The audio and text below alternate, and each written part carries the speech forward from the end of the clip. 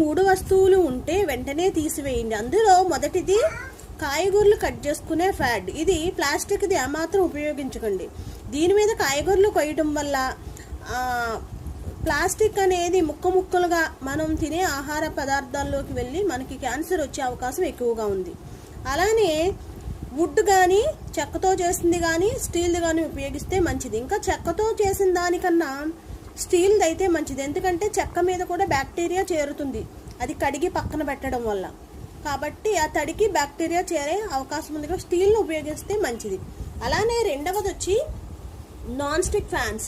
ఈ non stick fans అనేవి వాడటం వల్ల ఈ ఎనామిల్ అనేది మొత్తం కరిగిపోయి మనం తినే ఆహార పదార్థాల్లోకి చేరటం వల్ల ఏమవుతుంది, థైరాయిడ్, క్యాన్సర్ వచ్చే అవకాశాలు ఉన్నాయి. దీనికి బదులు మనం మట్టి పాత్రలు కానీ స్టీల్ పాత్రలు కానీ ఉపయోగిస్తే మంచిది. అలానే మూడవది వచ్చి స్పూన్లు.